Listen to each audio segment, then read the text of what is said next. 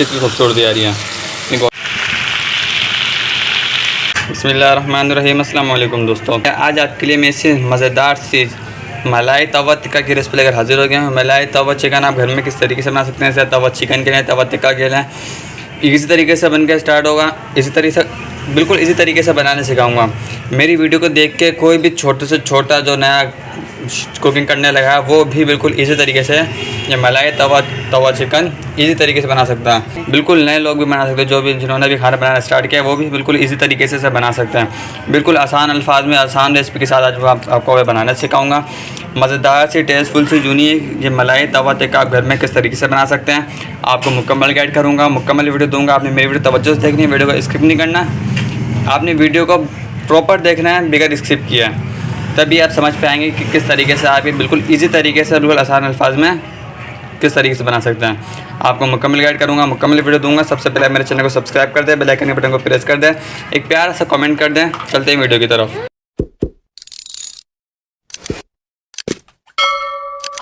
بسم اللہ الرحمن الرحیم. دوستوں توا چکن بنانے کے لیے سب سے پہلے میرے پاس دہی ہے. پھٹی ہوئی دہی ہے. گاڑھی دہی اس کے اندر ایڈ کر دیں گے. آپ نے کوشش کرنی ہے تھوڑی دہی گاڑھی ہونی چاہیے. ایڈ کرنے کے بعد یہ میرے پاس 2 ٹیبل اسپون بڑا لے تو کھانے کی چمچ میرے پاس لہسن ادرک ہے. باریک کوٹا ہوا لہسن ادرک ہے. اس کے اندر ایڈ کر دیں گے. یہ میرے پاس ہری مرچی ہے 1 ٹیبل اسپون. اس کو بھی میں نے باریک کوٹ لیا. اس کے اندر ایڈ کر دیں گے. مرچی ایڈ کرنے کے بعد میرے پاس کچھ اسپائسیز ہیں.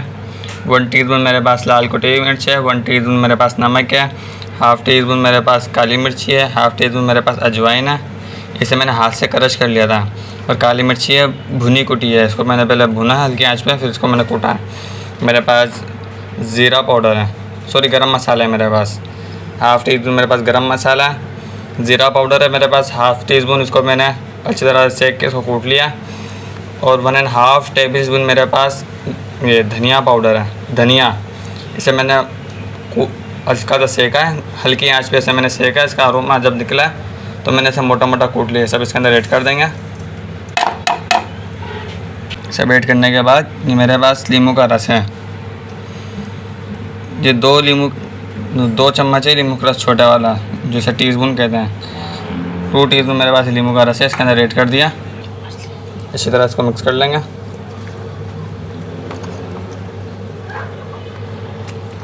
اچھی طرح سے مکس کر دیں گے. سارے مسالے ہمارے جو اچھی طرح سے مکس ہو جائیں.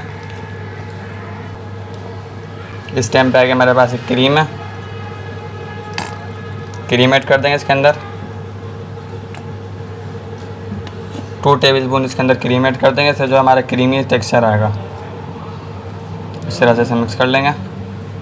نمک مرچی اپنے ٹیسٹ کے اکارڈنگ رکھیے گا. جتنا آپ کھانا پسند کرتے اتنا رکھیے گا. میرے دوستوں اس ٹائم پہ میرے پاس یہ چکن پاؤڈر ہے. یہ آپشنل ہے. اگر آپ ایڈ کرنا چاہیں تو ایڈ کر دیں. نہیں کرنا چاہتے تو بھلے اسکپ کر دیں اس کو. اس سے ذائقہ بڑا اچھا آئے گا. اسے ایڈ کر دیں گے. یہ ½ ٹی اسپون ہے. اسے بھی اچھی طرح مکس کر لیں گے. میرے دوستوں یہ میں نے جو 2 پیس لے لیا مرغی کے. اس کے ہم کٹ لگا دیں گے اچھی طریقے سے. یہ دیکھیں بالکل ثابت پیس ہے. جس طرح سے میں کٹ لگاؤں آپ نے اسی طرح سے کٹ لگانا ہے. بالکل یہ دیکھیں بالکل آپ نے گہرے کٹ لگانے تاکہ ہمارا مسالہ جو ہے اندر تک جائے. سر 1 انچ پہ آپ نے کٹ لگانا ہے. تو جتنا جو ہے ہمارے کٹ اچھے لگیں گے اتنا جو ہے ہمارا فلیور اندر تک مرغی کے اندر تک جائے گا. اس طرح دیکھیں پیچھے میں نے پورے پہ کٹ لگا دیے. دیکھیں گہرے کٹ لگانا ہے. اب اس کو الٹی سائڈ سے لگا دیں کٹ. دیکھیں اس طریقے سے نیچے لگانا اس طریقے سے.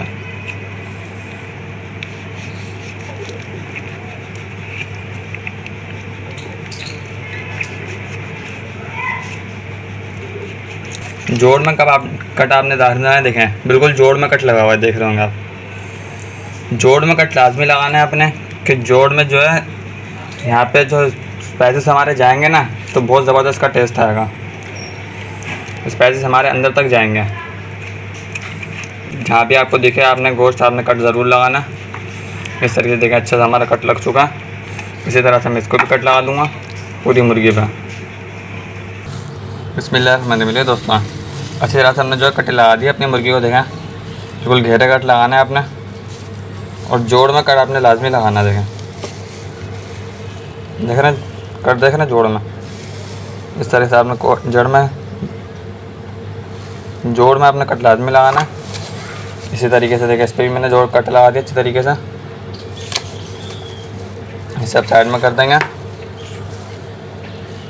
اپنا جو مسالہ والا باؤل لے آئیں گے، چمچ ہٹا دیں گے۔ اس ٹائم پہ جو ہمارا پیس تھا اس کو اس میں رکھیں گے، بیٹر میں مسالہ لگا دیں اس کو اچھی طریقے سے، اچھی طرح اس کو مسالہ لگائیں گے۔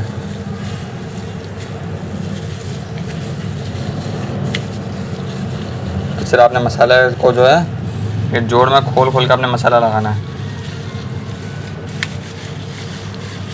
جو اپنا کٹ لگایا نا، اس کٹ کے اندر آپ نے کٹ کو کھول کھول کے اس کے اندر مسالہ لگانا ہے۔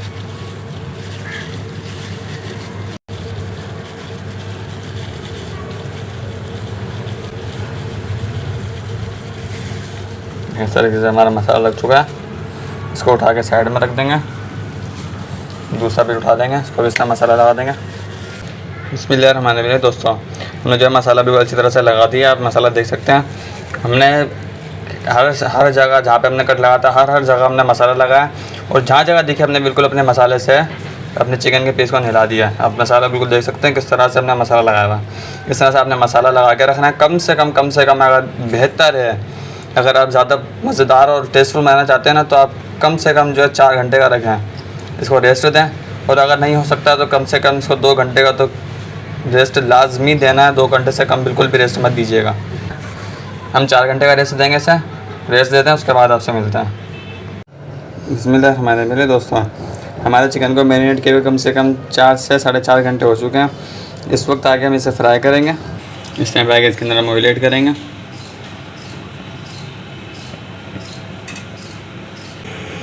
آئل اس کے اوپر ایڈ کر دیا۔ اس ٹائم پہ آ کے ہم نے چکن کے پیس میرینیٹ کیے تھے اس کے اوپر رکھ دیں گے۔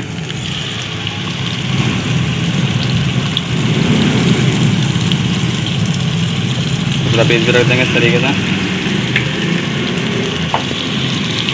دونوں پیس کو ہم فرائی کر لیں گے۔ ان کا سنہرا کلر آنا چاہیے، کلر ان کا بہت اچھا آنا چاہیے۔ بسم اللہ الرحمن الرحیم۔ دوستوں اس ٹائم پہ کیسے ہم پلٹ دیں گے تاکہ دونوں سائڈ سے ہمارے پیس ہو جائیں۔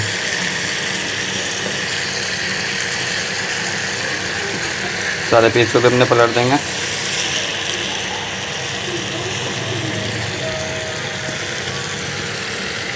اسی طرح سے اسے ہم گولڈن کر لیں گے، اسے گولڈن ہونے تک فرائی کریں گے۔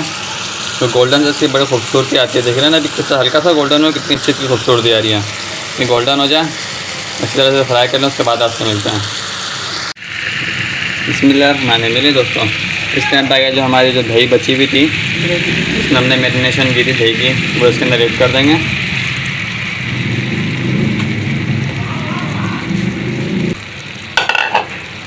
اس کو بھی ساتھ ساتھ پکا لیں گے۔ اس ٹائم پہ آپ اس سے کسی بھی چیز سے آپ اسے ڈھک دیں، اور اپنی جو چکن کا اسے ٹینڈر ہونے کے لیے رکھ دیں۔ چکن ہماری ٹینڈر بھی ہو جائے گی، اس کا کلر تو اچھا سے آ چکا ہے۔ ابھی ٹینڈر ہو جائے، ہمارا دہی کا مسالہ بن جائے، اس کے بعد آپ سے ملتے ہیں۔ بسم اللہ الرحمن الرحیم۔ دوستوں ہمارا جو ہے ملائی ٹکا بن کے ریڈی ہو چکا ہے۔ مزیدار ٹیسٹفل ملائی ٹکا آپ گھر میں اسی طریقے سے بنا سکتے ہیں۔ اس ریسیپی کو دیکھ کے کوئی بھی کتنے چھوٹا ہو، نیو شروع کیا ہو، اس ریسیپی کو دیکھ کے آرام سے وہ ملائی ٹکا گھر میں بنا لے گا۔ اتنی سمپل اور اتنے آسان الفاظ میں نے آپ کو بنانا سکھایا۔ مزیدار سی ٹیسٹفل سی یونیک ملائی ٹکا آپ کے گھر میں کس طریقے سے بنا سکتے ہیں، آپ کو مکمل گائیڈ کر دیا، مکمل کی ویڈیو دے دی۔ اگر آپ کو ہماری ملائی ٹکا توا کی ریسیپی اچھی لگے تو اسے لائک لازمی کر دیجیے گا۔ ہمارے چینل مسالہ موڈ کو سبسکرائب بھی لازمی کر دیجیے گا۔ ملتے ہیں انشاءاللہ کسی اور نیکسٹ ویڈیو میں، تب تک کے لیے اجازت دیجیے۔ اللہ حافظ۔